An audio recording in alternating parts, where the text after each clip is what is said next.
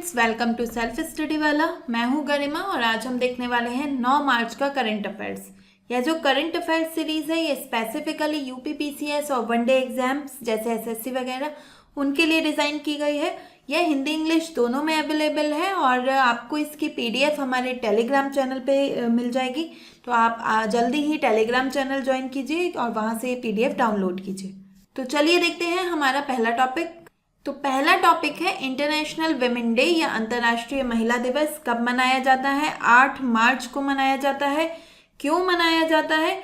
क्योंकि जो Beijing plus 30 के जो लक्ष्य हैं उनको प्राप्त करने में, जो महिलाओं के अधिकार हैं उनको प्राप्त करने में विश्व कितनी तेजी से बढ़ रहा है, उनको जागरूक करने के लिए, है ना। तो जागरूकता फैलाने के लिए महिला अधिकारों के प्रति यह दिवस मनाया जाता है। और इंडिया के बारे में अगर कहें तो इंडिया का जो फोकस है वो चेंज हो चुका है। डेवलपमेंट ऑफ विमेन से विमेन लेड डेवलपमेंट की, अब महिलाओं की नेतृत्व में विकास होगा। ठीक है, महिलाओं का विकास नहीं होगा। तो इसका क्या मतलब है कि जो अब देश का सामाजिक आर्थिक प्रगति हो रही है उसकी जो मुख्य वाहक होंगी वो महिलाएं होंगी। महिलाएं उसमें योगदान करेंगी। अब ऐसा नहीं है कि हम महिलाओं का विकास करेंगे, उनकी प्रगति करेंगे, नहीं, महिलाएं खुद से लीड करेंगी देश की प्रगति को। तो 8 मार्च हमने डेट याद रख ली। दूसरा है थीम क्या है। तो थीम इम्पॉर्टेंट है, वहाँ से क्वेश्चन बनता ही है। तो यूएन की थीम है इस बार rights, justice, action for all women and girl. Means कि अभी क्या है, हमने राइट्स तो दिए हैं, है ना, लेकिन वो कहाँ है, पेपर पे हैं खाली। ठीक है, कि महिलाओं को समानता का अधिकार तो है लेकिन समाज में समानता कहीं दिखती नहीं, तो उनके साथ जस्टिस नहीं हो पा रहा, न्याय हो नहीं पा रहा है। तो हमें क्या करना है, वो जो लीगल राइट्स हैं जो पेपर्स पे हैं और जो वास्तविकता है उसके बीच के गैप को भरने के लिए एक्शन लेना होगा, है ना, कार्यवाही करनी होगी सभी महिलाओं और लड़कियों के लिए। ठीक है, तो ये यूएन की थीम है। इसी के साथ अगर जो कैंपेन्स चल रहे हैं उनकी थीम अलग है इस बार, give to gain. Give to gain means कि अगर आप अपने घर में जो भी महिलाएं हैं, बच्चियां हैं, उनके ऊपर कुछ इन्वेस्ट करते हैं, मान लीजिए आपने उनके एजुकेशन पे कुछ इन्वेस्ट किया है, तो जो भी आपने निवेश किया है वो आप दे नहीं रहे हो बल्कि वो आपको कई गुना ज़्यादा वापस मिलने वाला है। तो ये कह रहे हैं गिव टू गेन, कि गेन अगर आपको चाहिए तो उसके लिए आप दो, उनको सपोर्ट करो, मेंटरशिप दो। और रेसिप्रोसिटी की बात की है, मतलब कि पारस्परिक सहयोग करो महिलाओं के विकास में। तो ये 2 थीम्स थी इस साल के महिला दिवस की। भारत में कुछ नई पहलें चल रही हैं, कुछ इनिशिएटिव्स हैं, बजट में उनको दिया गया है। तो मैं आपको यहाँ पे कुछ बता दूंगी तो वो आपके कहाँ काम आ सकते हैं। एक तो सीधे सीधे ही पूछ लेगा क्या क्या है ना, प्रीलिम्स में, लेकिन मेंस में आप विमेन पे आंसर लिख रहे हैं तो वहाँ काम आएगा। सबसे बड़ी बात, एस्से में काम आ सकता है ना, महिला पे एस्से आता ही आता है, तो वहाँ पे आप इनको कहीं ना कहीं जिक्र कर सकते हैं। तो जैसे है शी मार्ट, है ना, ये भी इस साल के बजट में कहा है कि शी मार्ट क्या होंगे, मार्ट माने मॉल्स होंगे, है ना। तो उन मॉल्स में हर डिस्ट्रिक्ट में एक मॉल खुलेगा, इस तरह का मार्ट खुलेगा और उसमें जो सेल्फ हेल्प ग्रुप हैं, ग्रामीण सेल्फ हेल्प ग्रुप, स्वयं सहायता समूह, उसमें जो महिलाएं प्रोडक्ट्स बना रही हैं तो उस मॉल में वो प्रोडक्ट्स रखे जाएंगे और जनता वहाँ जाके खरीद सकते हैं। ठीक है, तो वो शी मार्ट कहा जा रहा है। स्टेम हॉस्टल्स, स्टेम आपको पता है, S for science, T for technology, E for engineering and M for mathematics. तो इस सेक्टर में महिलाएं कम ही हैं, है ना, ये सेक्टर पुरुष प्रधान ज़्यादा है। तो महिलाओं का इनमें प्रतिनिधित्व बढ़ाने के लिए सरकार ने स्टेम हॉस्टल्स खोले हैं, कहा है कि खोले जाएंगे हर डिस्ट्रिक्ट में, ताकि जो महिला स्टूडेंट्स हैं, फीमेल स्टूडेंट्स हैं, वो भी इन सेक्टर्स में आ पाएँ, है ना, क्योंकि इन सेक्टर्स में ज़्यादा तकनीकी नॉलेज की ज़रूरत होती है, कोचिंग, महंगी पढ़ाई है ना, तो महिलाएं ज़्यादातर इसमें, लोग अपनी बच्चियों को इसमें नहीं भेजते। तो उसको प्रमोट करने के लिए सरकार हर डिस्ट्रिक्ट में स्टेम हॉस्टल्स खोलने की योजना बना रही है।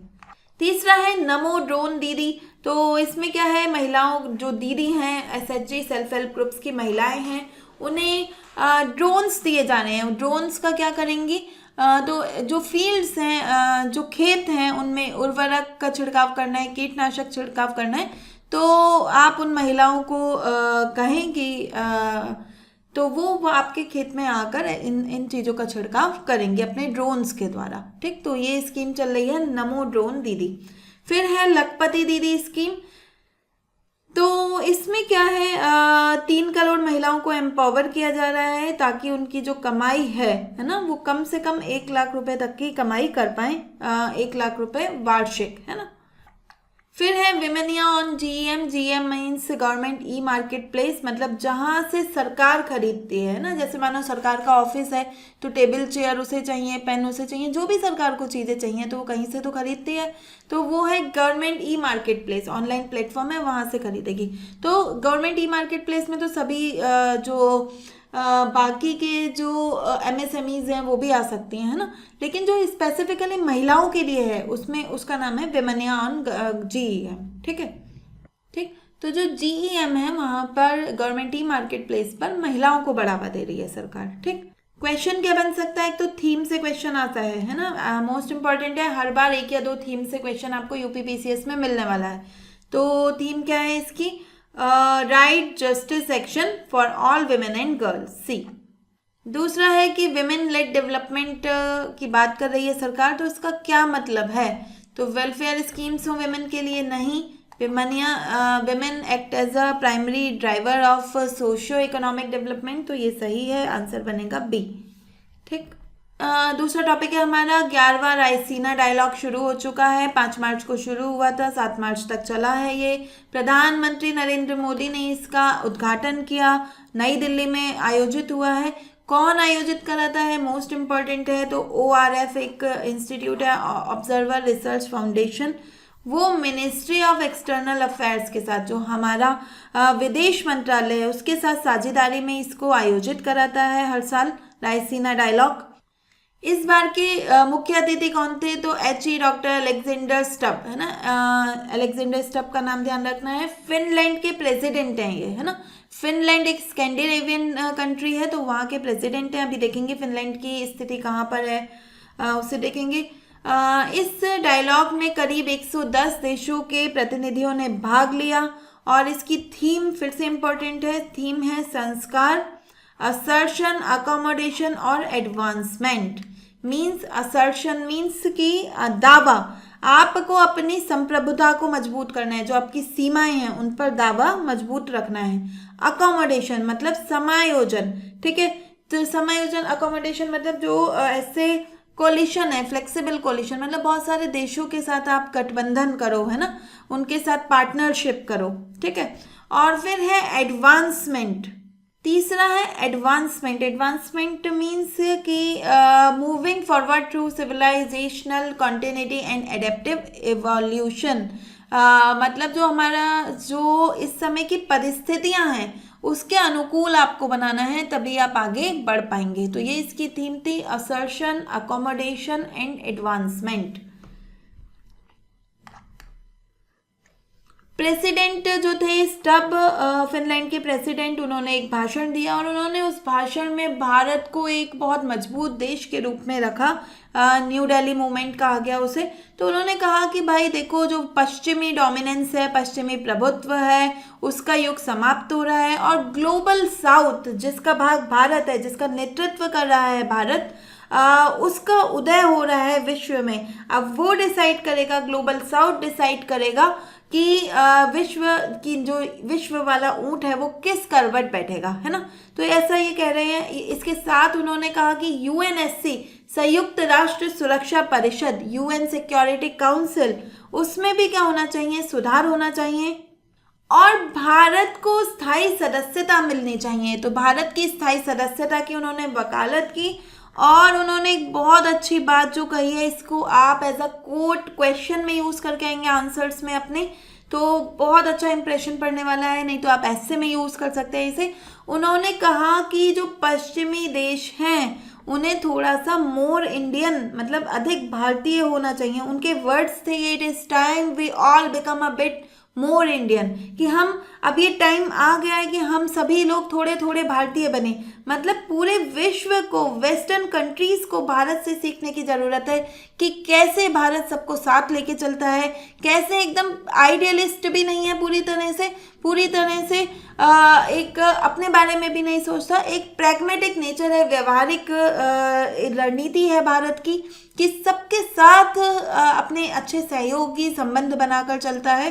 तो उन्होंने कहा कि सबको भारतीय होना चाहिए, थोड़ा थोड़ा भारतीय तो सबको होना चाहिए। तो ये था क्वेश्चन। क्या आ सकते हैं इससे? तो रायसीना डायलॉग किसने आयोजित किया? तो नीति आयोग नहीं है, ORF है। तो ORF भी होगा इसका answer, ORF and ministry of external affairs या ऑब्जर्वर रिसर्च फाउंडेशन और विदेश मंत्रालय। ये क्वेश्चन पहले भी पूछा गया है UPPCS में कि रायसीना डायलॉग के चीफ गेस्ट कौन थे, है ना। तो आपको ध्यान रखना है कौन है इस साल के, अलेक्जेंडर स्टब। नंबर भी ध्यान रखना है कौन से नंबर का है, 11वां रायसीना डायलॉग है।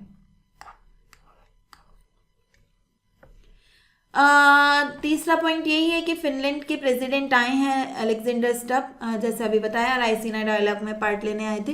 तो उस दौरान उनकी यात्रा के दौरान हमने कुछ जो MOUs हैं वो साइन किए, तो उनको हल्का फुल्का सा देखना है, ठीक है। तो अब हमारी जो फिनलैंड के साथ संबंध हैं वो कैसे हो गए हैं, स्ट्रेटेजिक पार्टनरशिप, ठीक है। अब हमारे दो देशों के बीच स्ट्रेटेजिक पार्टनरशिप हो गई है। अब जो फिनलैंड है वो भारत के नॉर्डिक कंट्रीज में, स्कैंडिनेवियन कंट्रीज में जो एक अच्छा पार्टनर है, डिप्लोमेटिक पार्टनर जिसे कहेंगे, वो बन चुका है। क्या क्या एग्रीमेंट हुए हैं? पहला एग्रीमेंट हुआ है migration and mobility partnership agreement, मतलब कि हमारे यहाँ के स्टूडेंट्स, प्रोफेशनल रिसर्चर्स फिनलैंड जाएंगे, फिनलैंड वाले यहाँ पे आएंगे, रिसर्च डेवलपमेंट को बढ़ावा मिलेगा, ठीक है। तो ये ध्यान रखना है। दूसरा है renew of environment MOU on environmental cooperation, ठीक, कि देखो पहले भी फिनलैंड और भारत एनवायरमेंट में कॉपरेशन कर रहे थे, लेकिन कौन से सेक्टर्स में, सोलर सेक्टर में, विंड सेक्टर में, है ना, स्मॉल हाइड्रो पावर सेक्टर में। अब इसको एक्सपेंड करते हुए हमने ग्रीन हाइड्रोजन को इसमें शामिल कर दिया है, सर्कुलर इकोनॉमी को, वेस्ट टू एनर्जी को, है ना, कि वेस्ट से कैसे एनर्जी बनाई जाए, कचरे से कैसे एनर्जी बनाई जाए। तो वो सारे जो सेक्टर्स हैं वो अब इसमें शामिल हो गए हैं और इस MOU को हमने रिन्यू किया है।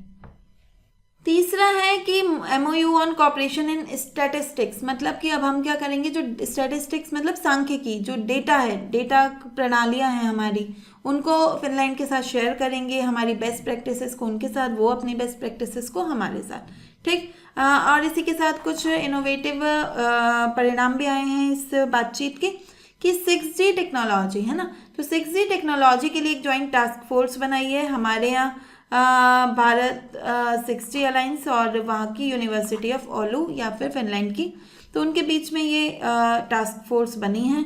स्टार्टअप के लिए काम किया गया है, इंडो फिनलैंड स्टार्टअप कॉरिडोर बनाया है। ये आपसे पूछा जा सकता है कि स्टार्टअप कॉरिडोर कहाँ से कहाँ तक है, तो फिनलैंड का हेलसिंकी और इंडिया का न्यू दिल्ली, है ना, इन दोनों को जोड़ा जा रहा है स्टार्टअप कॉरिडोर। मतलब ऐसे जोड़ा नहीं जा रहा कि वहाँ के स्टार्टअप्स और यहाँ के स्टार्टअप मिलके साथ में कार्य करेंगे, उनके जो स्टार्टअप्स हैं उनको जोड़ेंगे, ठीक है।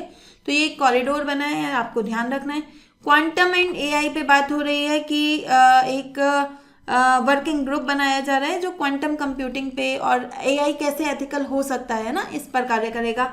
बायो इकोनॉमी की बात हो रही है, हमारी नुमालीगढ़ रिफाइनरी, तो अब आपसे क्वेश्चन में आ जाएगा, आप कहेंगे कि ये कोई ये जो हमारे MOU साइन हुए हैं इससे क्वेश्चन थोड़ी ना आएगा, है ना, आपको लग सकता है ऐसा, लेकिन यकीन मानिए क्वेश्चन बन सकता है आपसे। जैसे अभी वो स्टार्टअप कॉरिडोर पूछा है किस किस के बीच में है, ये पूछ लेगा, सीधे सीधे पूछ लेगा हेलसिंकी कहाँ है, तो आपको वैसे नहीं पता होगा, लेकिन अब आपने फिनलैंड में हेलसिंकी पढ़ा है तो आपको पता है कि हेलसिंकी कहाँ है, फिनलैंड में। फिनलैंड की राजधानी है हेलसिंकी, ठीक है, तो ये यहाँ से क्वेश्चन आ सकता है। दूसरे से आ जाएगा कि नुमालीगढ़ रिफाइनरी कहाँ पे है, तो आप कहोगे कि इसका फिनलैंड से क्या संबंध, अरे ये चर्चा में ही फिनलैंड की वजह से आई है ना। तो नुमालीगढ़ रिफाइनरी वर्ल्ड की लार्जेस्ट बैम्बू से बायो इथेनॉल बना रहे हैं वहाँ पे, ठीक है। तो वो किसकी सहायता से बना रहे हैं? हम फिनिश टेक्नोलॉजी की, फिनलैंड की टेक्नोलॉजी की सहायता से बना रहे हैं। तो आपसे पूछा जा सकता है कि वर्ल्ड की सबसे बड़ी बैम्बू से बायोएथेनॉल बनाने वाली रिफाइनरी कौन सी है, कहाँ पर है ना? तो यहाँ से क्वेश्चन आ सकता है। सस्टेनेबिलिटी के लिए हमने काम किया है कि जो वर्ल्ड सर्कुलर इकोनॉमी फोरम है ना, उसको भारत और फिनलैंड साथ में मिलकर होस्ट करेंगे। ठीक है, तो ये भी क्वेश्चन आ सकता है कि सर्कुलर इकोनॉमी को कौन होस्ट करने वाला है इस साल। तो देखो हर पॉइंट में आपके प्रीलिम्स के लिए क्वेश्चन है।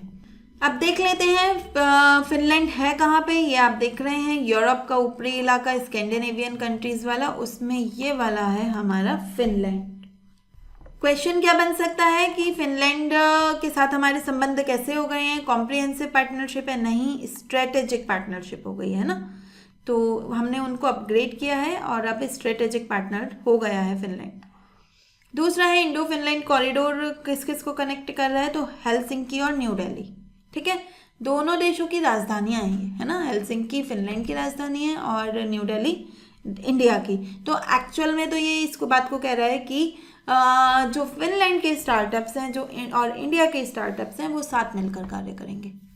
नेक्स्ट हमारा टॉपिक है कि ईरान के शाहिद ड्रोन्स, है ना, इन्होंने बड़ा आतंक मचा रखा है। ईरान के शाहिद ड्रोन्स ने अमेरिका के नाक में दम करके रखा है। क्या है इसे समझेंगे। देखिए हमारे काम का तो बस यही है कि शाहिद ड्रोन किसके हैं, है ना, तो ईरान के हैं ना। बहुत ज़्यादा हमें इसके बारे में नहीं पढ़ना है। शाहिद का मीनिंग क्या होता है? विटनेस, गवाह। ठीक, वन वे अटैक ड्रोन्स हैं, यूएवीज हैं। ड्रोन माने अनमैन्ड एरियल व्हीकल्स हैं, इसमें कोई आदमी नहीं होगा, बस जाते हैं, सुसाइड ड्रोन्स हैं, फट जाते हैं और तबाही मचाते हैं। ठीक है, तो अब देखिए हो क्या रहा है कि ईरान जो है, तो देखिए है क्या कि अगर ईरान ने इस शाहिद ड्रोन को रिलीज़ किया है ना, तो इसकी कीमत मात्र $30,000 के आसपास है। ठीक है, और इसको रोक, अब अगर ये ड्रोन कहीं जाके इजराइल पे गिरता है या अरब देशों पे गिरता है तो वहाँ नुकसान करेगा, तो ये अमेरिका की जिम्मेदारी है, क्योंकि अमेरिका इस ऑपरेशन को लीड कर रहा है तो इसे रोकेगा।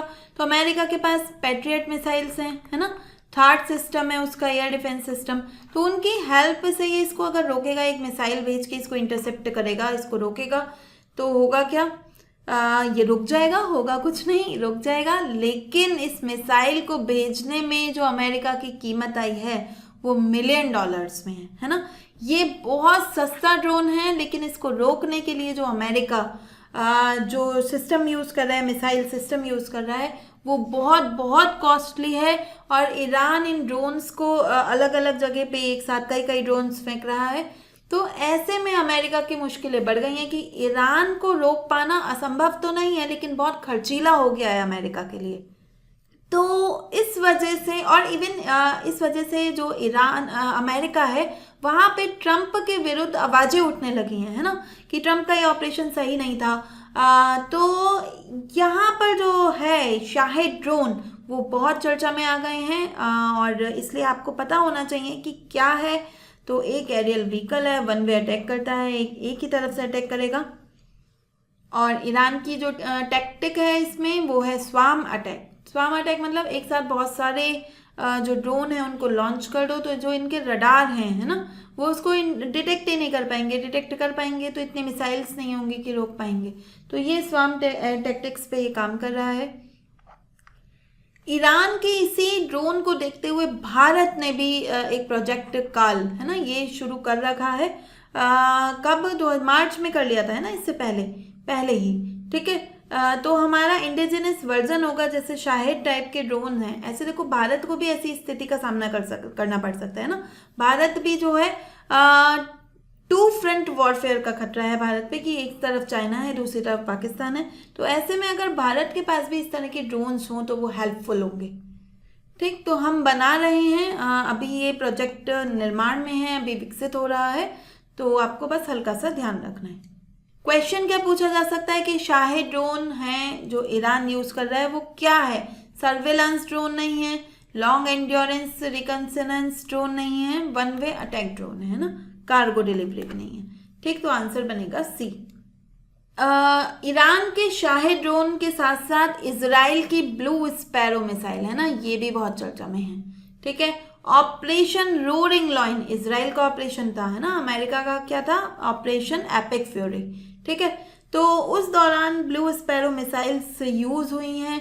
क्या है ये ब्लू स्पैरो मिसाइल, तो एयर लॉन्च्ड बैलिस्टिक मिसाइल है, मतलब एयर से लॉन्च होगी, हवा में एक एयरक्राफ्ट है वो इसको लॉन्च करेगा। किसने बनाई है, कौन देश इसका निर्माण करता है, तो मैंने अभी बताया इजराइल की मिसाइल है। तो इजराइल की एक कंपनी है राफेल एडवांस डिफेंस सिस्टम, है ना, तो वो उसने इसको बनाया है।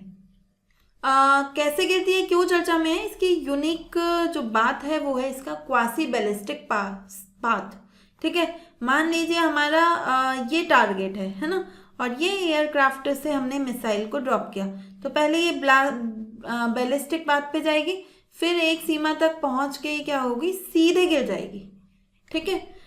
वर्टिकल अटैक करती है, ठीक। तो पहले कुछ इसका जो पाथ होगा वो बैलिस्टिक होगा, ठीक है। एक प्रक्षेपीय, है ना, प्रक्षेपीय पथ होगा इसका, और फिर ये सीधे वर्टिकल गिर जाएगी। तो इसका फायदा क्या है, फायदा ये है कि जो जैसे अगर ये इस तरह से गिरती है ना, तो जितने भी रडार होते हैं हमारे वो ज़्यादातर हॉरिजॉन्टल की, ऐसे अगर मिसाइल आ रही है तो उसको डिटेक्ट कर पाने में सक्षम होते हैं। सीधे ऊपर से नीचे गिर गई, है ना, ऐसे मिसाइल को डिटेक्ट करने में रडार सिस्टम बहुत अच्छे से उसको डिटेक्ट नहीं कर पाते, फेल हो जाते हैं। तो वहाँ पर इजराइल की मिसाइल जो है ये काम करती है कि दुश्मन को पता भी नहीं चलेगा और उस पर हमला हो जाएगा, ठीक है, उसका रडार इसे डिटेक्ट नहीं कर पाएगा। तो नेक्स्ट क्वेश्चन क्या बन सकता है, ब्लू स्पैरो किसकी है, इजराइल की। भारत का इंडियन इंस्टीट्यूट ऑफ साइंसेस, है ना, IISc बेंगलोर, उसने ऑफिशियली लॉन्च किया है मून शॉट प्रोजेक्ट, ठीक है। मून शॉट प्रोजेक्ट क्या है, ये मून पे जाने का प्रोजेक्ट नहीं है ना, ब्रेन को प्रोसेसर डेवलप करना है, ठीक है। हमारा जो मस्तिष्क है, ठीक, मस्तिष्क जैसे प्रसंस्करण करता है चीज़ों को, ठीक है, वैसे ही उसका प्रसंस्करण बाहर हो पाए, एक जो टूल है ना, उस टूल में हो पाए। तो ये बात ये जो प्रोजेक्ट है ये है मूनशॉट प्रोजेक्ट। तो इंडियन न्यूरो टेक्नोलॉजी में ये इनिशिएटिव बहुत महत्व रखता है, क्योंकि इसका उद्देश्य क्या है, जो आर्टिफिशियल इंटेलिजेंस है उसको न्यूरोमॉर्फिक हार्डवेयर से कनेक्ट कर देना है, और उनको जोड़कर हम बहुत जो कॉम्प्लेक्स न्यूरोलॉजिकल कंडीशंस हैं, है ना, उनको उपचार कर सकते हैं, उनको ट्रीट कर सकते हैं। अब ये काम कैसे करता है इसको समझ लेते हैं आसान भाषा में। देखो, जैसे ये हमारा ब्रेन है ना, तो ब्रेन पर ये लगी है एक चिप, ठीक, एक को प्रोसेसर लगा होगा, और सेम वही को प्रोसेसर हमारे हाथ पर लगा होगा, ठीक है, या किसी और बॉडी पार्ट पे। तो जनरली क्या होता है कि जब पैरालिसिस अटैक होता है या स्ट्रोक अटैक होता है, तो हमारी माइंड जो है वो बॉडी पार्ट से कनेक्ट नहीं कर पाता, है ना, सिग्नल्स नहीं भेज पाता। तो अब हम क्या करेंगे, क्योंकि ये जो को प्रोसेसर है ये ब्रेन के सिग्नल्स को पढ़ लेगा अपने आप। किसके द्वारा अपने आप कैसे पढ़ेगा, आर्टिफिशियल इंटेलिजेंस से, ठीक है। और फिर उसको पढ़ के इसके जो हमारे नर्व है ना, नर्वस सिस्टम को भेजेगा कि क्या सिग्नल दिए, और फिर नर्वस सिस्टम उसे एक्ट करेगा। मतलब जैसे मानो इसने संदेश दिया कि इस एप्पल को हाथ में उठा लो, है ना, तो हमारा हाथ जो है, अगर हमें अगर स्ट्रोक की कंडीशन है, पैरालिसिस की कंडीशन है, तो ब्रेन जो है हाथ को ये संदेश ही नहीं दे पाएगा, है ना, कि आपको इस एप्पल को उठाना है। और जब संदेश नहीं दे पाएगा तो आपने देखा होगा आप हाथ काम करना बंद कर देगा, वो उठा ही नहीं पाएगा। लेकिन अब ये को प्रोसेसर माइंड को रीड कर लेगा और खुद से ये नर्वस सिस्टम को संदेश देगा कि आप इस एप्पल को उठा लो, और फिर हमारा हाथ उस सिग्नल को एक्सेप्ट करेगा और एप्पल को उठा लेगा, ठीक है। तो कैसे काम किया उसने, एक क्लोज लूप डिवाइस होगी जिसमें वो पहले डिकोड करेगी जो न्यूरल एक्टिविटी चल रही है ब्रेन में, है ना, उसको डिकोड करेगी, उसको पढ़ेगी और उसको रिकॉर्ड कर लेगी। फिर उसको प्रोसेस करेगी, किसकी मदद से, AI की मदद से, कि क्या कहना चाह रहा था ब्रेन, है ना, क्योंकि उसे ब्रेन की लैंग्वेज तो पता नहीं कि ब्रेन में अगर न्यूरल एक्टिविटी हो रही है तो वो क्या कहना चाह रही है। तो उनको AI की मदद से पढ़ने का ट्राई करेगी, और फिर वो जो हार्डवेयर है ना, उस हार्डवेयर को सिग्नल्स देगी, और वो सिग्नल्स के द्वारा इंटरप्रेट करके उस सिग्नल्स के द्वारा हमारे हाथ पैर काम करेंगे, और फिर वापस से वापस से क्या होगा, एनकोडिंग होगी, ब्रेन को वापस से सिग्नल भेजे जाएंगे न्यूरल स्टिम्युलेशन के द्वारा, फीडबैक के द्वारा। तो इस प्रोजेक्ट को थोड़ा सा और समझ लेते हैं। इसका उद्देश्य क्या है कि इम्प्लांटेबल और नॉन इन्वेजिव, ठीक है, इन्वेजिव और नॉन इन्वेजिव दोनों तरह के ब्रेन को प्रोसेसर बनाने हैं। इन्वेजिव क्या होते हैं, जो हमारे ब्रेन के अंदर ही फिट कर दिए जाएंगे, है ना। और नॉन इन्वेजिव क्या होते हैं, जैसे कि अभी हम चश्मा पहन लेते हैं ना, बाहर से वियर करते हैं, वियरेबल टाइप, तो वो नॉन इन्वेजिव, ठीक, कि ब्रेन के सिर के ऊपर ही कुछ लगा दिया तो क्या वो डिटेक्ट कर पा रहे हैं। तो इन दोनों तरह के को प्रोसेसर को हमें डेवलप करना है। कौन इसकी फंडिंग कर रहा है, तो प्रतीक्षा ट्रस्ट है इन्फोसिस का, है ना, वो इसकी फंडिंग कर रहा है, इंपॉर्टेंट है, ध्यान रखना है, ठीक। तो ये जो तकनीक है ये हेल्प करेगी कि जो स्ट्रोक के सर्वाइवर्स हैं ना, वो अपना जीवन वापस से उसी प्रक्रिया से जी पाएँ, ठीक है। जो उनके दिनचर्या की वस्तुएं हैं उनको आराम से उठा पाएँ, पुस्तकों को पढ़ पाएँ, ठीक। तो इस तरह से उनको वापस से मेन स्ट्रीम में लाने का प्रयास करेगी। तो मूनशॉट प्रोजेक्ट किसका प्रोजेक्ट है, IISc बेंगलोर का प्रोजेक्ट है। क्या इसका मेन काम क्या है कि आर्टिफिशियल ऑर्गन्स फॉर ट्रांसप्लांट, नहीं, ब्रेन को प्रोसेसर टू रिस्टोर और एनहेंस ब्रेन फंक्शन, ये है इसका आंसर, है ना। जैव विविधता अभिसमय के लिए भारत की 7वीं रिपोर्ट आई है ना, 7th national report on convention of biological diversity. कब आई है ये, 6 मार्च को रिपोर्ट आई थी। तो क्या है इस रिपोर्ट में, पहले तो आपको ध्यान रखना है 7वीं रिपोर्ट है ना। जो CBD हुआ था, convention of biodiversity, biological diversity, ठीक है, कब हुआ है CBD, जब जो पृथ्वी सम्मेलन हुआ था ना, अर्थ समिट, उसके बाद 3 कन्वेंशन आई थी, उनमें से एक कन्वेंशन थी कन्वेंशन ऑन बायोलॉजिकल डाइवर्सिटी। तो उसके लिए हम क्या कर रहे हैं, उसके लिए भारत क्या कर रहा है, तो भारत समय समय पर कुछ रिपोर्ट्स जारी करता है। तो 7वीं रिपोर्ट अब आई है, ठीक है। ये वैसे टोटली तो 7th रिपोर्ट है, लेकिन जब से हमने 2022 में कुनमिंग मॉन्ट्रियल प्रोटोकॉल साइन किया है, फ्रेमवर्क साइन किया है, उसको अडॉप्ट किया है, तो उसके बाद से ये भारत की पहली रिपोर्ट है। किसने तैयार की है, ministry of environment, forest and climate change ने इसको तैयार किया है। किसने उसकी किस अथॉरिटी ने बनाया, तो नेशनल बायोडाइवर्सिटी अथॉरिटी, हेल्प की है UNDP ने और wild life institute of India ने। तो इन तीनों ने मिलकर इसको बनाया है। तो इसमें कहा है कि मतलब क्या है, तो जो हमारे NBD के टारगेट थे, है ना, नेशनल बायोडाइवर्सिटी के टारगेट हैं, 23 टारगेट हैं टोटल।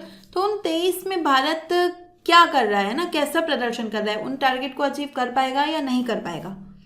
तो भारत ने बहुत ईमानदारी से बता दिया भाई, 23 में से बस हम 2 ही अचीव करने की ट्रैक पे हैं, बाकी सब ऑफ ट्रैक चल रहा है ना। हमें नहीं लगता कि 2030 तक हम बाकी के टारगेट्स को अचीव कर पाएंगे।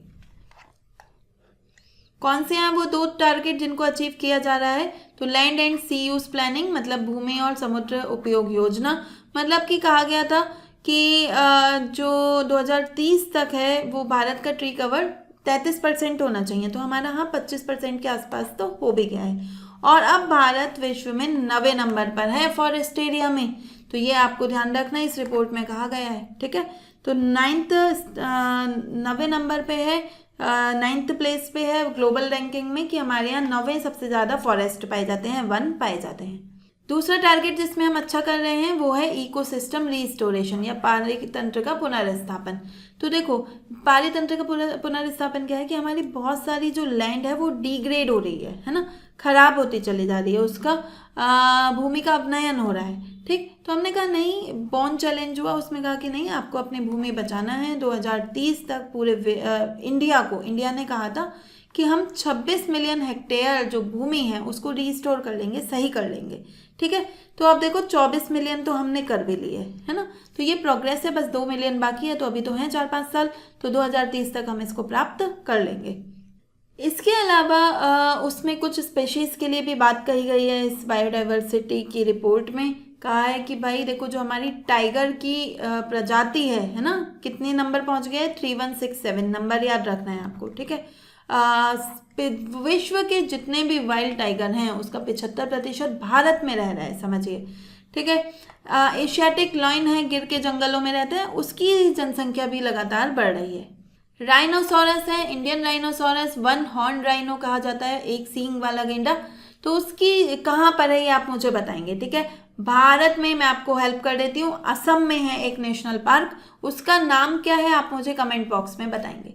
तो कहा कह रहा है इस रिपोर्ट में भारत की राइनो की संख्या या तो बढ़ रही है या स्थिर बनी हुई है, मतलब चिंता की कोई बात नहीं है ना।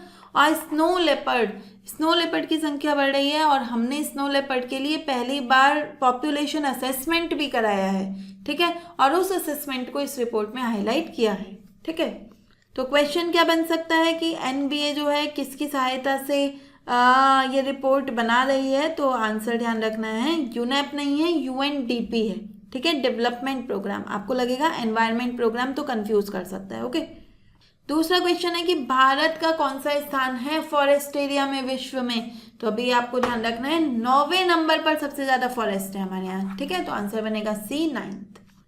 नेक्स्ट है जो हमारे यूनियन होम मिनिस्टर हैं, गृह मंत्री हैं, उन्होंने जनगणना जो होने वाली है 2027 में, उसके लिए कुछ शुभंकर जो हैं उनको अनवील किया है, उनको रिलीज किया है। तो उन शुभंकर के नाम आपको ध्यान रखने हैं ना, नाम मोस्ट इंपॉर्टेंट है। एक है प्रगति, एक है विकास। प्रगति लड़की है, फीमेल वर्जन है, विकास लड़का है, मेल वर्जन है। ये हैं, देखिए ये हैं प्रगति, ये हैं विकास। ये किसको शो कर रहे हैं, ये एक्चुअली एन्यूमरेटर है ना, गणना करता है, मतलब कि महिला भी आपके घर में गणना के लिए आ सकती है और पुरुष भी आपके घर में गणना के लिए आ सकता है। तो देखा जाए तो ये सिर्फ गणनाकर्ता को दिखा रहे हैं, लेकिन अगर हम इसके डीप में जाएं, इसका फिलोसॉफिकल मीनिंग समझें, तो ये एक समानता की बात कर रहा है कि जो अगर भारत को विकसित होना है तो उसके लिए महिला और पुरुष दोनों आवश्यक हैं, प्रगति और विकास दोनों आवश्यक हैं। जब दोनों साथ मिलकर काम करेंगे तो ही भारत 2047 तक 2047 तक विकसित भारत बन सकता है। तो भारत की पहली डिजिटल सेंसस होगी, है ना। इससे पहले जब आपको जनगणना याद हो तो क्या होता था, एक रजिस्टर लेके आते थे, है ना, और पेन से उस पर नोट होता था।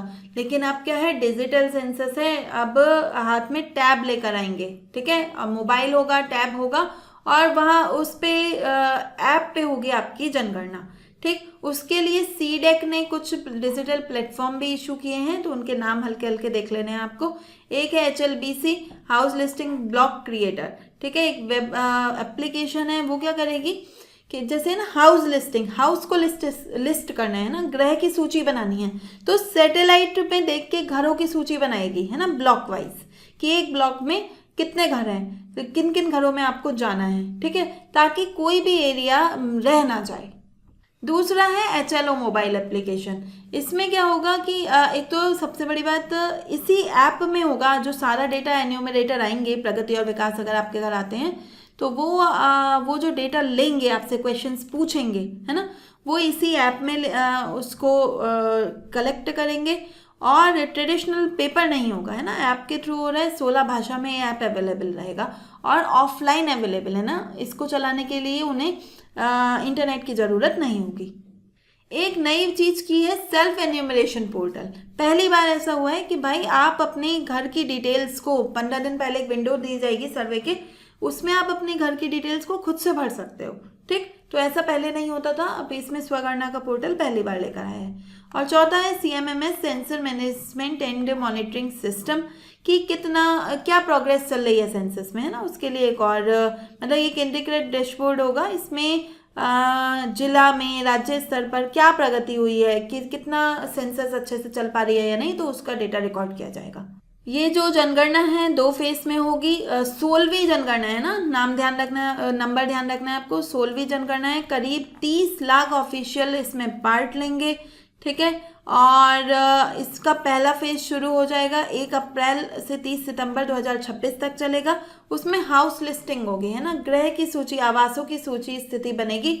और फिर सेकेंड फेज शुरू होगा 2027 से, उसमें होगी पूरी जनगणना, जहाँ जब से जनता से संबंधित आंकड़े, जो कि सामाजिक आर्थिक आंकड़े हो सकते हैं, कितने के कौन कौन लोग हैं घरों में, ये आंकड़े, और क्या जाति है, क्या धर्म है, ये सारी जो बातें हैं, ये सब कब से शुरू होंगी, इनके आंकड़े लेने कब से शुरू होंगे, फरवरी से दूसरे फेज में, ठीक है।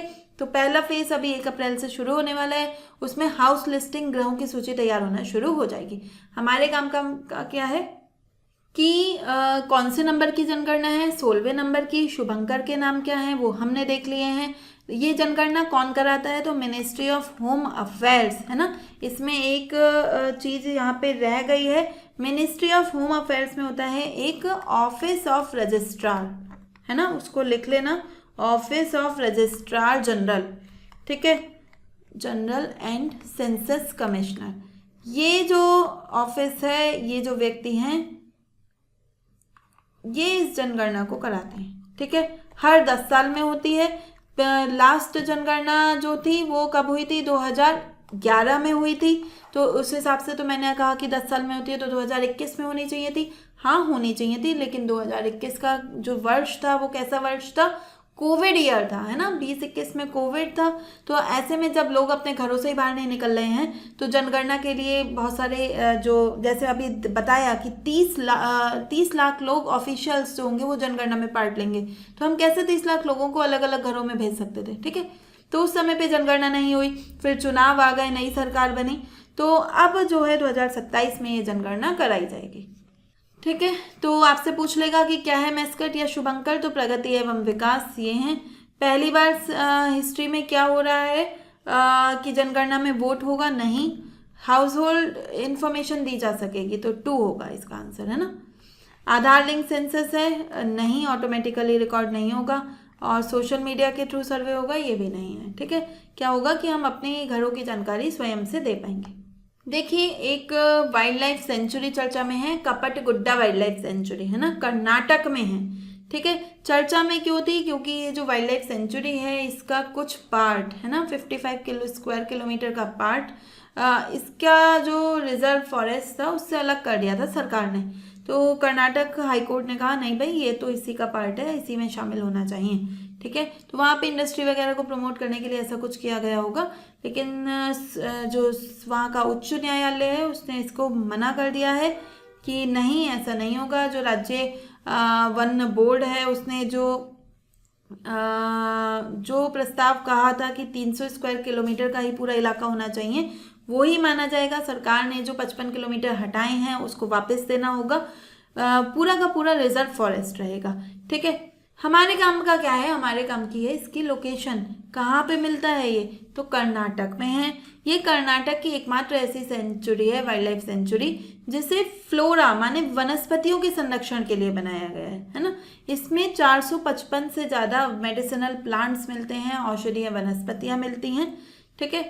तो हमें इसमें क्या ध्यान रखना है कि कहाँ पर है ये कपटगुड्डा वन्यजीव अभ्यारण्य, तो ये है कर्नाटक में। आ सकता है सीधा, बस यही क्वेश्चन बनेगा, है ना, और ज़्यादा इसमें डीप में इशू क्या है ये नहीं पूछेगा। तो कपटगुड्डा कहाँ पर है, कर्नाटक में, ठीक है। आंसर बनेगा हमारा ए। नागालैंड में मीठे पानी की 2 मछलियों की प्रजाति की खोज हुई है, ठीक है। 2 मछलियाँ, एक जू टेक्सा इंटरनेशनल टेक्सोनॉमिक जर्नल है, उसमें ये जो डिस्कवरी है ये पब्लिश्ड हुई थी, ठीक है। ये रिसर्च किसने की है, खोज किसने की है, तो डॉक्टर जे प्रवीण राज हैं और बालाजी विजय कृष्णन। तो इन दोनों ने मिलकर यह खोज की थी, ठीक है। लेकिन इनके साथ एक और जो प्रोफेसर है वो जुड़े हुए थे, लेफ्टिनेंट लिमाकुम, ठीक है। तो उनका नाम आपको ध्यान रखना है। नाम क्यों ध्यान रखना है अभी आगे समझेंगे। ये देखिए, ये 2 मछलियां हैं, ग्लिप्टोथोरैक्स सेंटिमेरेनी, ठीक है, एक ये नाम है, और एक है ऑरिकाइटिस एलेमिनी, ठीक है। तो ये जो है टॉरेंट ड्वेलिंग कैटफिश है। टॉरेंट ड्वेलिंग क्या होता है, टॉरेंट माने जो तेज धार होती है नदी की, है ना, उसमें रह पाती है, उसमें सस्टेन कर पाती है। कैसे सस्टेन कर पाती है तेज धार में, इसके ऊपर एक ना थोरैकिक एडेसिव एपरेटस होता है, एक चिपकने वाला एक इसका अंग है। वो क्या होता है, देखिए तेज भाग में ना पर्वत से, चट्टानों से अच्छे से चिपक जाता है। तो अब चट्टान से चिपक जाएगा तो पानी तो बह जाएगा, मछली उसके साथ पानी के साथ नहीं बहेगी, तो उसमें सर्वाइव कर पाएगी, ठीक है। कहाँ मिली है हमें ये, दीखू रिवर में मिली है। दीखू रिवर कहाँ पर है, तो ऑब्वियसली नागालैंड में ही है ना। दूसरा है ऑरिक्थिस एलियने, ये जो फिश है ये बहुत छोटी सी मछली है, कार्प फैमिली से बिलोंग करती है। ये कौन सी रिवर में मिली है, तो सुरांग रिवर में मिली है। ये सुरांग रिवर की ट्रिब्यूटरी है, उसमें मिली है, ठीक, बहुत ही कलरफुल लाल रंग के पंख होते हैं इस मछली के, और एक काला सा धब्बा है। ये इसके फीचर्स ध्यान नहीं रखने, है ना। सिग्निफिकेंस क्या है कि ये जो अभी हमने देखा था लिमाकुम, लेफ्टिनेंट लिमाकुम, है ना, तो उनकी इच्छा थी कि उन्होंने अगर मछली की खोज की है तो उनके परिवार के नाम पर उन मछलियों के नाम रखे जाएं। तो उनकी आखिरी इच्छा को पूरी करने के लिए मछलियों के नाम सेंटीमेरिन और एलियाना, तो सेंटीमेरिन इनके बेटे थे और एलियाना इनकी बेटी, तो उनके बच्चों के नाम पर हमने इन मछलियों के नाम रखे हैं ना। अब मछलियां तो सदैव रहेंगी ही, है ना, और नहीं तो उनके जो रिकॉर्ड हैं, ठीक है, साइंटिफिक रिकॉर्ड्स, तो उसमें इनके बच्चों के नाम हमेशा के लिए रह जाएंगे। तो ये चाहते थे, तो उनकी अंतिम इच्छा पूरी की गई। तो क्वेश्चन क्या बन सकता है, देखो सिंपल क्वेश्चन यही बनेगा कि ये दो नाम चर्चा में है, ये क्या है, तो फिश है ना। थोड़ा सा मैंने इसको और इंटरेस्टिंग बनाते हुए कि किस तरह की फिश है, तो टॉरेंट ड्वेलिंग कैटफिश है, ठीक है। बहुत डीप में देखो, जो ये नई नई टेक्सोनॉमी होती है ना, कि कोई नया जीव जंतु चर्चा में आया है या उसकी खोज हुई है, तो बस उसमें यही क्वेश्चन बनता है कि ये खोज हुई है, ये क्या है ना। ये नाम आपको दे देगा ये क्या है या कहाँ पे मिला है, ठीक है। इससे तीसरा क्वेश्चन बनने के चांसेस बहुत बहुत कम होते हैं। नेक्स्ट टॉपिक है कि राजस्थान के सीएम है, राजस्थान चीफ मिनिस्टर भजन लाल शर्मा, वो कह रहे हैं भाई माउंट आबू का नाम चेंज करो और आबू राज कर दो, ठीक। तो अब माउंट आबू को आबू राज कहा जाएगा, क्यों, तो अर्बुद रन्ने, है ना, अर्बुद रन्ने से इसका नाम लिया गया है, अर्बू राज। तो अभी देखेंगे इसकी क्या कहानी है। इसके अलावा एक दो चीज़ों के नाम और बदलने की बात कही है। तो जहाजपुर है तो उसे यज्ञपुर कहा जाएगा, क्योंकि यहाँ पे यज्ञ होते थे, ठीक। एक कामन है तो उसे कामवन कहा जाएगा, कामवन जो ब्रज का रीजन है ना, कृष्णा वाला, ठीक, तो उसे कामन नाम से जाना जाता था, बोले नहीं अब इसे कामवन कहेंगे, ठीक। अब अर्बुदरने की कहानी सुन लेते हैं थोड़ी सी, जिससे आपको ध्यान रहेगा थोड़ा ये। तो अर्बुदरने क्या है कि आरण्य, है ना, आरण्य मीन्स होता है जंगल, अर्बुद माने अर्बुद का जंगल माने अर्बुद का वन है, ठीक। तो अर्बुद कौन था, अर्बुद एक सरपेंट था, एक सांप था, ठीक है। तो इस सांप ने क्या किया कि जो भगवान शिव के वाहन है नंदी, ठीक, उनका जीवन बचाया था। तो जो आबू पर्वत है ना, वो उसी इलाके पे उसका नाम अर्बुद के नाम पे पड़ गया, आबू, ठीक है। और इसी के साथ जो ऋषि वशिष्ठ हैं, है ना, तो ऋषि वशिष्ठ का आश्रम माना जाता है ये। और जो एक कहानी आपने सुनी होगी इतिहास में कि माउंट आबू पर्वत में एक अग्निकुंड यज्ञ हुआ था, और उसमें से जो है राजपूत वंशों की उत्पत्ति हुई थी, है ना, चौहान, परमार, सोलंकी, प्रतिहार। तो वो जो यज्ञ है वो भी इसी माउंट आबू पर्वत पे ही हुआ था। तो भाई नाम क्यों चेंज कर रहे हैं, नाम इसलिए चेंज कर रहे हैं क्योंकि ये जो माउंट है ना, आपने देखा होगा कि इंडिया के पर्वतों के साथ माउंट नहीं लगा होता, ठीक। ये जो है ये एक ब्रिटिश एरा की देन है, ब्रिटिश सरकार की देन है, और ब्रिटिश मिलिट्री ऑफिसर थे जेम्स टॉड, ठीक है। तो उन्होंने अपनी एक कृति में इसको कहा था ओलंपिस ऑफ राजस्थान, उनकी एक रचना थी annuls and antics of Rajasthan, उसमें इन्होंने राजस्थान का ओलंपस कहा था उसे। तो अब हम कह रहे हैं कि भाई ये जो ब्रिटिश काल के जितने भी औपनिवेशिक चिन्ह हैं इन्हें हटाओ, माउंट आबू को भी हटाओ, तो आबू का नाम आबू राज कर दिया जाए। राज में एक लेजेसी टाइप की आएगी, ठीक है, एक ऐसा लगेगा कि हाँ राजघराने से संबंधित है, और राजस्थान राजघरानों के लिए फेमस है ना। तो अब इसका नाम होगा आबू राज।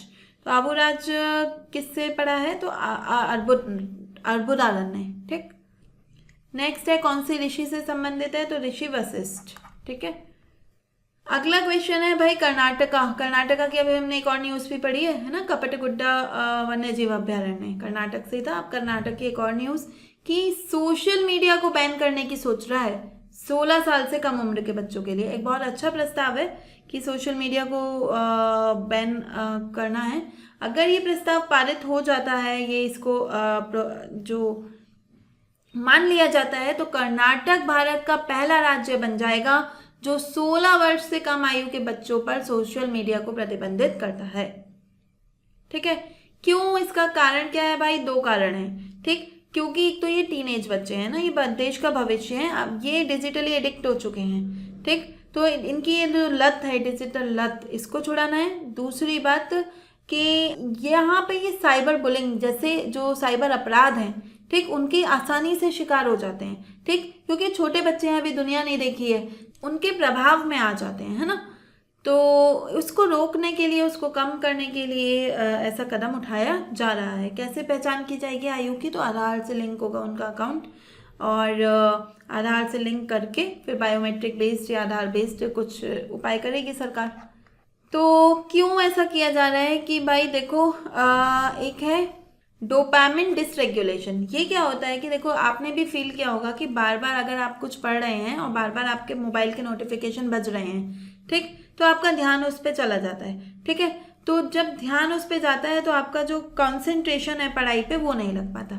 मान लीजिए कई बार ऐसा भी होता है कि ध्यान नोटिफिकेशन नहीं बजा, है ना, और आपको आधा घंटा हो गया पढ़ते पढ़ते, तो आप सोचोगे कि अरे नहीं, क्या पता कोई और मैसेज आया उसे देख लेता हूँ, ठीक। तो ये जो आपका अटेंशन स्पैन अफेक्ट हो रहा है, ठीक है, इसे क्या बोलते हैं? Dopamine dysregulation.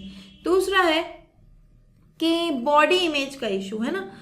वो एक आदर्शवादी जीवन शैली की प्रस्तुति चाहते हैं, मतलब वो खुद को एक आदर्श जीवन जीता हुआ दिखाना चाहते हैं, तो वो उनकी छवि पे नकारात्मक प्रभाव डालता है, क्योंकि वो सेल्फ नहीं रह पाते हैं ना, जो है वो नहीं दिखा पाते, बल्कि वो दिखाते हैं जो लोगों को पसंद आ रहा है, ठीक है। और इसी के साथ भाई रील स्क्रॉल करते करते कब 2 घंटे निकल गए उन्हें पता नहीं चलता, और इस वजह से समय कहाँ से काटते हैं? सोने से, है ना। सोएंगे कम, नींद की कमी होगी, जिससे उनके शैक्षणिक प्रदर्शन और शारीरिक विकास ये प्रभावित होता है। तो एक अच्छा प्रयास है किस सरकार का है? कर्नाटक सरकार। एक मूवमेंट और चर्चा में है, आवा पानी झोंकी मूवमेंट, ठीक है। हिंदी में कहेंगे ब्रिंग एंड पोर वाटर, ठीक। तो लाओ और डालो वाटर मीन्स कि हमें जो रेन वाटर हार्वेस्टिंग है ना, उसका मॉडल है, कहाँ का है? कोरिया का मॉडल है। कोरिया साउथ कोरिया नहीं, छत्तीसगढ़ का कोरिया जिला है, ठीक है। हमारे देश का छत्तीसगढ़, उनका एक समुदाय है और समुदाय जल संरक्षण का मॉडल अपना रहा है, और ये अच्छा काम किया है इसने, है ना, ठीक। तो काफ़ी चर्चा में आ गया था। तो मॉडल क्या है? 5% मॉडल है कि भाई सभी किसान जो हैं, जितनी उनकी भूमि है उसका 5% हिस्सा या तो तालाब बना दो, गड्ढा बना दो, ठीक है। ताकि क्या हो कि आपको जब कृषि करनी हो तो आप अपने ही जो आपने जहाँ पर गड्ढा बना के वर्षा के जल का संग्रहण किया है उसी से ही अपने खेतों को सींच लो, है ना। ऑन फार्म कंजर्वेशन होगा, फार्म पे ही होगा, खेत पे ही संरक्षण करना है। और प्रभाव क्या होगा कि भाई जब मानसून आएगा तो पानी भर जाएगा, और जब सूखे की स्थिति आएगी तो आपकी मिट्टी में नमी बनी रहेगी उस पानी की वजह से, ठीक है। मृदा अपरदन कम होगा, कृषि में जो उपज है वो अच्छे से होगी, ठीक। क्वेश्चन क्या बन सकता है? आवा पानी झोंकी मूवमेंट कहाँ का है? तो छत्तीसगढ़, कोरिया जिला, ठीक। किससे संबंधित है? लार्ज डैम बनाने हैं? नहीं। वाटर का डिसैलिनेशन करना है? नहीं। एक रिवर से वाटर को दूसरे रिवर में रहना है? नहीं। रेन वाटर हार्वेस्ट करना है जहाँ पे वो गिर रहा है, ठीक है ना। तो डी आंसर बनेगा। अगला है कि असम की एक महिला है, उन्होंने जो सिटीजनशिप अमेंडमेंट एक्ट आया था 2019 का, उसके तहत पहला सिटीजनशिप सर्टिफिकेट उनको मिला है, ठीक है। तो नाम ध्यान रखना है महिला का, दीपाली दास है, ठीक है। तो वो पहली ऐसी फॉरेनर हैं, विदेशी हैं, जिन्हें भारत की नागरिकता दी गई है CAA 2019 के तहत, ठीक है। समझेंगे CAA 2019 क्या है। इससे पहले देख लेते हैं ये दीपाली दास कहाँ की हैं। बांग्लादेश के सिलट जिले से आई थी भारत में। 1988 में आई थी अपने हस्बैंड के साथ रिलीजियस प्रोसिक्यूशन के वक्त, ठीक है। धार्मिक उत्पीड़न से बचने के लिए ये भारत आई थी। तो वहाँ इशू क्या है कि जो असम अकॉर्ड है हमारा, ठीक है, वो जो नागरिकता देता है वो कहता है कि जो 25 मार्च 1971 से पहले लोग आ गए हैं बस उन्हें ही देश का नागरिक माना जाएगा, उसके बाद जो आए हैं उन्हें विदेशी माना जाएगा, ठीक है। लेकिन अब आता है CAA 2019, उसने कहा कि नहीं भाई, अगर ये जो विदेशी हैं ये 5 साल भारत में रुक जाते हैं तो इन्हें भी भारत का नागरिक माना जाएगा, ठीक है। तो ये 1988 में आई, तो असम अकॉर्ड के अकॉर्डिंग तो इन्हें नागरिकता नहीं दी गई, लेकिन CAA 2019 के अकॉर्डिंग इन्हें नागरिकता प्रदान की गई है।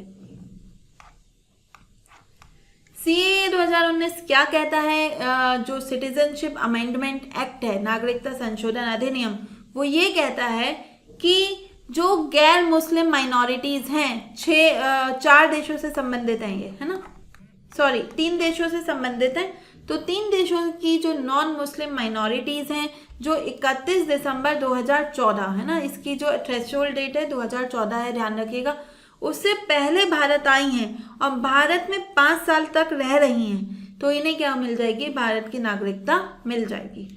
ठीक है, तो कौन सी माइनॉरिटीज होनी चाहिए जो देश हैं, मतलब अन्य देशों में? तो पाकिस्तान, बांग्लादेश और अफगानिस्तान में रह रहे हिंदू, सिख, बुद्धिस्ट, जैनिस्ट, पारसी और क्रिश्चियन, अगर ये 31 दिसंबर 2014 से पहले भारत आए हैं, रिलीजियस परसिक्यूशन से बचने के लिए भारत आए हैं, तो इन्हें क्या मिलेगा? इन्हें भारत की नागरिकता दी जाएगी। ये किसके तहत दी जा रही है? नेचुरलाइजेशन के तहत, है ना। तो 1955 का जो अधिनियम है, वो जो फॉरेनर्स हैं, है ना, विदेशी लोग हैं जो भारत की नागरिकता लेना चाहते हैं, तो अगर वो 11 साल तक भारत में रहते हैं तो उन्हें भारत की नागरिकता दे दी जाएगी। लेकिन ये जो संशोधन अधिनियम है 2019 का, ये उस समय को 11 साल से घटाकर 5 साल कर देता है। तो ये जो दीपाली दास जी ने ये नागरिकता पहली बार दी गई है, ठीक, तो ये 5 साल से ज़्यादा समय से ही रह रही हैं, तो इनके लिए क्या होगा? ये 3 देशों से आए हुए 6 धर्मों के लोगों के लिए हमने ये रिलैक्सेशन किया है, तो ध्यान रखना है आपको ये एक्ट। हालांकि इसमें कुछ एग्जेम्पशंस भी हैं कि ये पूरे भारत में कहीं भी रह सकते हैं, लेकिन जो ट्राइबल इलाके हैं, अमीमेट्री, है ना, अमीमेट्री 6ठी शेड्यूल के लोग, अमीमेट्री मीन्स असम, मिजोरम, मेघालय, त्रिपुरा, ठीक, वहाँ पे नहीं रहने चाहिए, इनर लाइन परमिट में नहीं रहने चाहिए, है ना, तब इन्हें नागरिकता नहीं मिलेगी। तो क्वेश्चन पहला है कि किसे नागरिकता दी गई है? दीपाली दास को। कौन से 3 देशों से आने वाले लोगों को मिलेगी ये? तो पाकिस्तान, बांग्लादेश, अफगानिस्तान से। कट ऑफ डेट क्या है? तो कट ऑफ डेट है 31 दिसंबर 2014। ठीक है, एक एथलीट हैं सृष्टि शर्मा, है ना, उन्होंने फास्टेस्ट 50 मीटर लिम्बो स्केटिंग का वर्ल्ड रिकॉर्ड बनाया है। ठीक है, तो सृष्टि धर्मेंद्र शर्मा, इनका नाम ध्यान रखना है। लिम्बो स्केटिंग क्या होती है? स्केटिंग तो आपको पता है ना, स्केट करते हैं। लिम्बो स्केटिंग में क्या होता है कि जो जमीन है उससे उसके कुछ ऊपर ये बार्स लगे होते हैं ना, और इन बार्स से निकल के, नीचे से निकल के जाना होता है आपको। ठीक है, तो ये है हमारी लिम्बो स्केटिंग। और इसमें भी क्या होता है कि लिम्बो स्केटिंग में भी इन्होंने क्या किया कि डिसेंड कर रहे थे, है ना। डिसेंड मतलब कि जो पहला पोल होगा वो थोड़ा ऊंचाई पे लगा होगा, फिर और नीचे, फिर और नीचे और नीचे, तो इस तरह से 50 मीटर तक ये पोल्स लगे हुए थे ज़मीन पे, और इन्हें एकदम लेटते हुए स्केटिंग करनी थी। ठीक है, ज़मीन को टच करते हुए स्केटिंग की इन्होंने। तो 50 मीटर कितनी देर में इन्होंने पूरा किया? लगभग 7.46 सेकेंड में अपना ही रिकॉर्ड तोड़ा इन्होंने। इन्होंने उससे पहले 9.59 सेकेंड का रिकॉर्ड बनाया था इटली के मोन्जा में, उसी को तोड़ते हुए 7 सेकेंड पे लेकर आई हैं ये महाराष्ट्र में, साईधाम सिटी महाराष्ट्र में। और इन्हें कहा जाता है क्वीन ऑफ लिम्बो स्केटिंग, है ना। 11 साल की उम्र से इन्होंने ये अपने ही रिकॉर्ड ब्रेक करते हुए आ रही हैं। ठीक है, तो आपसे पूछा जाएगा कि ये हाल ही में चर्चा में रही रोलर स्केटर सृष्टि धर्मेंद्र शर्मा ने गिनीज वर्ल्ड रिकॉर्ड में अपना नाम दर्ज किया, ये किस गेम से रिलेटेड है ना, ठीक, किस स्पोर्ट से रिलेटेड है? तो आप इनका नाम बताएंगे लिम्बो स्केटिंग से। आज की लास्ट न्यूज आपको ध्यान रखनी है कि एक जो स्मृति मंधाना है ना, वो भारत की क्या विश्व की पहली क्रिकेटर बन गई हैं। ठीक, जिन्हें अपनी बार्बी डॉल मिली है। ठीक है, बार्बी डॉल मिलना क्या होता है कि एक डॉल दी जाती है। ठीक है, एक गुड़िया सी, छोटी सी गुड़िया दी जाएगी, बिल्कुल उसके फीचर्स आप जिस महिला को वो दी जा रही है उसके जैसे होंगे। तो वो क्यों दी जाती है? एक ही डॉल बनेगी, है ना। वो ऐसा नहीं है कि उसकी बहुत सारी कॉपीज बन रही हैं और वो मार्केट में बेची जाएंगी, नहीं। स्मृति मंधाना को मिली है तो स्मृति मंधाना जैसी ही एक बार्बी डॉल बनाई जाएगी, उनको दी जाएगी, और वो बताएगी कि देखो इन्होंने, मतलब ये एक पहल है जो बताती है कि महिलाओं को ने अपने अपने क्षेत्र में कितना अच्छा कार्य किया है, कैसे अपने सामने आने वाले चैलेंजेस को पार किया है, और आज वो उस मुकाम तक पहुंची हैं। तो उनको सम्मानित करने के लिए उनको वो एक गुड़िया बना के दी जाती है। तो बहुत सारे लोगों को मिलती रही है ना। लेकिन किसी महिला क्रिकेटर को आज तक नहीं मिली थी। तो अब वो स्मृति मंदाना पहली ऐसी महिला क्रिकेटर बन गई हैं जिन्हें उनकी खुद की बारबी डॉल मिली है। और ऐसे 2026 में और लोगों को भी दी गई, उनके नाम यहाँ पे हैं। जैसे अमेरिका में सेरेना विलियम्स टेनिस की खिलाड़ी हैं, तो उनको मिली है। आपको ये सारे नाम ध्यान नहीं रखने, बस क्योंकि न्यूज़ में थे तो आप पढ़ेंगे, आपको लगेगा कि हमें तो मैम ने नहीं दिए ये नाम, तो आपके काम के नहीं है। हल्का सा एक बार बस स्किमिंग कर लेना, याद रखने की ज़रूरत नहीं है आपको, बस स्मृति मंदाना का नाम ध्यान रखना है। ओके, तो किस श्रेणी में, मतलब क्या होती है ये बारबी डॉल? कि मास प्रोडक्शन के लिए मिलती है? नहीं। लिमिटेड एडिशन का रिटेल प्रोडक्ट है? नहीं। ए भी नहीं है इसका आंसर, बी भी नहीं है। कोमेमोरेटिव डॉल है, one of its kind, yes. एकमात्र गुड़िया होगी, स्मारक स्वरूप, बस उन्हें सम्मानित करने के लिए ही बनाई गई है। ठीक है, तो आंसर बनेगा सी। ये था हमारा आज का लेक्चर।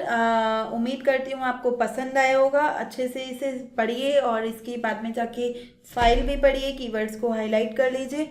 और यकीन मानिए कि आप जो भी पेपर दे रहे हैं उसका 1 या 2 क्वेश्चन करंट के छोड़ दिए जाए ना, मैक्स टू मैक्स 2 क्वेश्चन, तो आपका पूरा पेपर इसमें से कवर हो जाएगा। ठीक है, सभी क्वेश्चन आपको यहाँ से मिल जाएंगे। बस आपको क्या करना है, लेक्चर अच्छे से सुनना है और फिर उसकी पीडीएफ को ढंग से पढ़ लेना है। पीडीएफ टेलीग्राम चैनल पे है, टेलीग्राम चैनल का लिंक आपको मिल जाएगा कमेंट बॉक्स में या डिस्क्रिप्शन बॉक्स में। तो वहाँ से आप उसे टेलीग्राम को ज्वाइन कीजिए, इस पीडीएफ को डाउनलोड कीजिए। कल फिर मिलते हैं। Thank you.